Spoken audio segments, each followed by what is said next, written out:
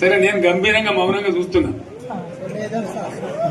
నేను కొడితే వట్టి కొట్టు నాకు అలవాట్లేదు కదా. చూద్దాము.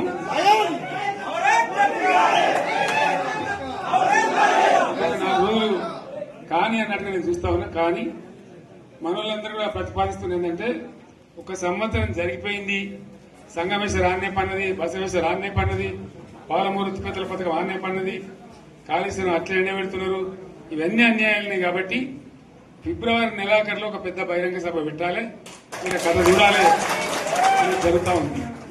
కాబట్టి మీరు కూడా పెద్ద ఎత్తున దయచేసి ఆ సభకు కదిలి రావాలి, కదా దూరమే ఉండదు. ఆ రకంగా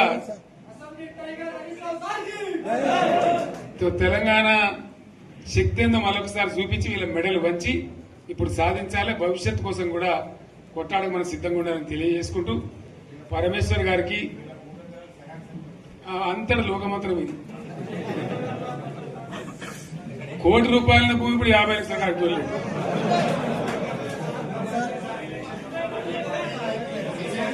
ఈ ఒక్కని బాధ ఒక ఆయన వచ్చింది, మన ఒక ఆయన ఒక 10 మంది వచ్చారు హైదరాబాద్కి. అందులోకి 2 ముస్లిం సోదరులు వచ్చారు. साहब सोब तबाह हो गया, इफलासी मुफलसी बच्चे क्या दबे होगा. तुम्हारा क्या हुआ बहन, तुम्हारा क्या हुआ, तुम हैदराबाद में तुम लोग हैं. मेरा कारोबार है साहब, मेरा छोटा मोटा कारोबार है, होटल भी है, 70% गिर गया है. हर कोई पूछ रहे, हर कोई केसीआर को याद कर रहे सामान. వాళ్ళు మాట్లాడుతున్నారు. ఎక్కడ ప్రతి ఒక్కరు భూముల ధరలు పోయినాయి, మన్ను పోయినాయి, మసాలా అన్ని పోయినాయి.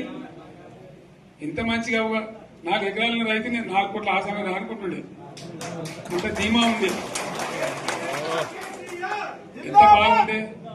హైదరాబాద్ నుంచి అడిగితే కూడా వచ్చి మనం ఇవ్వకపోతాం భూములు, డిమాండ్ పెరగానని. అంత బ్రహ్మాండంగా మారుమూల ప్రాంతంలో కూడా 40 లక్షలు 50 లక్షలు ఎకరానికి ఉండే. అటువంటిది సగానికి సగం పడిపోయి మొత్తం నాశనం చేశారు. వీళ్ళు ఇంట్లో వదిలిపెడితే ఇంకింత నాశనం అవుతుంది. కాబట్టి మనం కొట్లాడాల్సిందే. నేను ఇంకొక మాట మీకు చెప్తా. ఎలక్షన్లలో నేను మస్తుగా చూసిన 50 ఏళ్లలో పార్టీలు గెలితే ఓడితాయి. ఇంత మాయలు ఏడాది లోపలనే కాంగ్రెస్ పార్టీ దొరికితే కొడతాం రానంత గొప్పగా.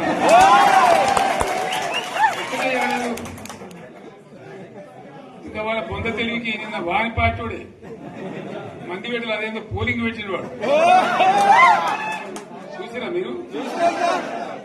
ఆ పోలింగ్ పెడితే 70% మనకు వచ్చింది, 30% మనకి. వాడు పెట్టింది, మనం పెట్టింది కాదు. 75 ఇది పరిస్థితి. అదే నేను ఏమంటున్నా అంటే, ఫామ్ హౌస్ అంటే ఏముంటది, వారి ఉంటది, మాకు ఉంటది, అల్లం ఉంటది. కాంగ్రెస్ వాళ్ళు అయితే మనిషి చేస్తే పారబడి తవ్వచ్చు కూడా లంగత. దీన్ని ఫామ్ హౌస్ అని మనం బదనాలు చేసి అంతే కదా. నేను ఏమంటున్నా అంటే, అన్ని మబ్బులు వీడిపోయినట్టు ప్రజలకు అన్ని తెలిసిపోతున్నాయి. మంచి ఏంది, చెడ్డ ఏంది, ఏం జరిగింది అన్ని ఇంకా ఘోరమైందని చెప్తున్నా. వీళ్ళ తెలియదక్కతనానికి ఏమైంది, నిన్న మొన్న రిపోర్ట్ వచ్చింది. Comptroller and auditor general of India అని కాగ్ అంటారు దాన్ని. కాగ్ రిపోర్ట్ వచ్చింది. పోయిన సంవత్సరం మన గవర్నమెంట్ లో వచ్చిన ఆదాయం కంటే 13,000 కోట్ల రూపాయల ఆదాయం తగ్గిపోయింది. ఇంకా మార్చి పోయే వరకల్లా ఇంకో 3-4 కోట్ల అవుతుంది. అంటే 15,000 కోట్ల ఆదాయం పోతుంది. మన గవర్నమెంట్ ఉన్నప్పుడు ప్రతి ఏడాది 15,000 కోట్లు పెంచుకుంటూ పోయినాయి, చెప్పేసుకుంటూ పోయింది. ఏడాది 10 నుంచి 15,000 కోట్ల ఆదాయం పెరిగేది మన టైంలో. అంత జాగ్రత్తగా మనం వ్యవహారం చేస్తాం. ఇలా ఉల్టా 15,000 కోట్లు పడిపోయింది.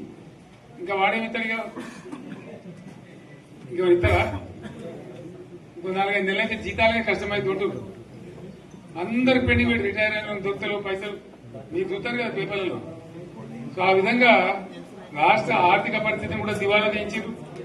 ఇవాళనేం కాదు, 100కు 100% ఇప్పటికే ప్రజల నిర్ణయానికి వచ్చారు.